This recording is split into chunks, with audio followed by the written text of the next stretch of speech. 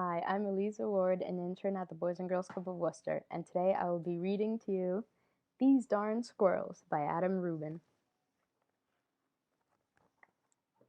On the outskirts of town, at the edge of the forest, there was this little old house.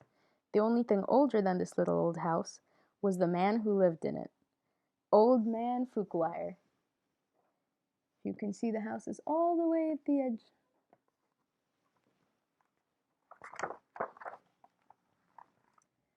Old Man Fuquire was so old that when he sneezed, dust came out. He was also a grown-up. He hated pie. He hated puppies. The only thing he liked was birds. All summer long, the old man painted pictures of the birds that visited his backyard. There were whirlybirds and bonga birds, baba birds and yaba birds. Even a rare flugel bird came by once or twice. Fuquire's paintings weren't very good, but the birds never said anything. When the air turned crisp and the leaves began to change color, the old man grew sad. He knew that soon the birds would fly south for the winter, as they did every year, and he would be lonely. Then he had an idea. If he fed the birds, maybe they would stick around. So Old Man Fuquire built beautiful bird feeders and put them up all around his backyard. He filled the feeders with delicious seeds and berries, and soon the birds came from all over the forest just to eat at the man's yard.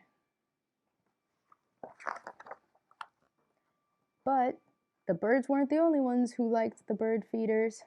The squirrels did too. Not many people know this, but squirrels are the cleverest of all the woodland creatures. In fact, they're fuzzy little geniuses. They can make a house out of a tree, and a bed out of a bunch of leaves, and a box kite out of twigs, dirt, and squirrel spit. They are also excellent at math.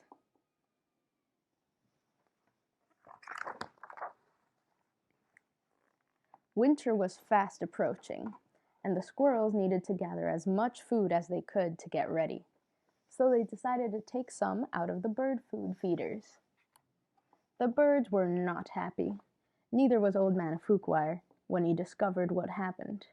He shook his old man fist and yelled, "These darn squirrels!" He filled up the feeders again, but this time he hung them from a clothesline. Then he went back inside, confident that the squirrels would no longer be able to get to the seeds or the berries. But the squirrels were determined. They devised a plan, and this time they took all the food from the bird feeders.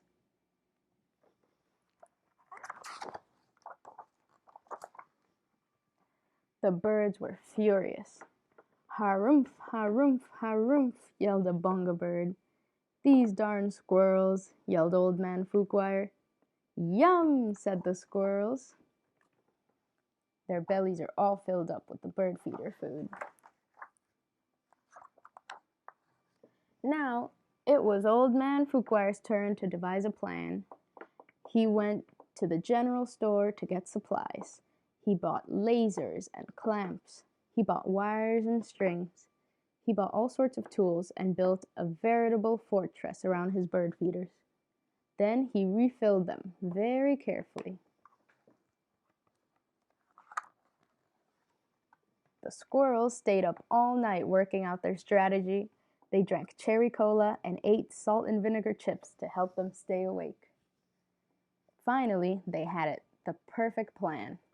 They put on their tiny helmets and prepared to launch themselves into the air, over the fence, between the lasers, and onto the bird feeders. The first squirrel misfired, and it hit a tree.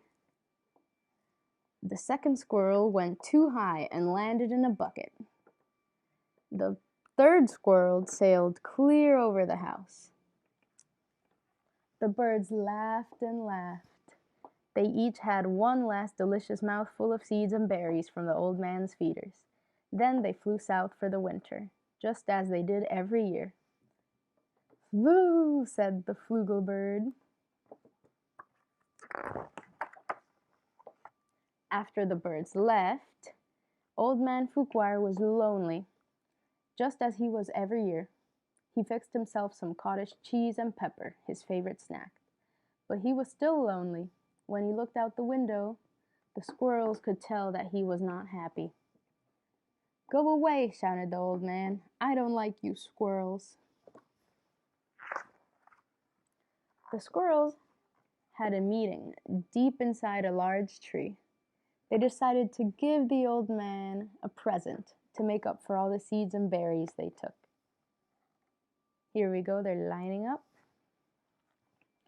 Not many people know this, but squirrels are not only fuzzy little geniuses, they also collect just about anything they find on the ground. These squirrels had a vast stockpile of spectacular junk to choose from. But what would Fuquire like? Bottle caps, popsicle sticks, postage stamps. Finally, they had it. The perfect gift. These squirrels stacked all of their loose change into the old man Fuquire's doorstep. These were dimes and pennies. They were nickels and quarters. There were even a few tokens from Coco's arcade. It all added up to $47.36, plus a few rounds of skee-ball. "Maybe you squirrels aren't so bad," replied Mr. Fuquire, "but I still like birds better." This gave the squirrels another idea. They raided their collection again and got to work. When Old Man Fuquire woke up the next morning, he was amazed to see that the birds had returned. But wait, those weren't birds. They were squirrels in disguise. "Great googly moogly," said Old Man Fuquire. "This would make a great painting." He ran outside and took down the lasers and the wires and the spring-loaded trapeze. He turned all the bird feeders into squirrel feeders. Then he painted his brush until it ran out of bristles. The squirrels were so overjoyed. They had a party in Old Man Fuquire's house. "Those darn squirrels," Fuquire said. He shook his old man fist and smiled. Thank you for reading this book with me, and I hope you enjoyed it. Bye!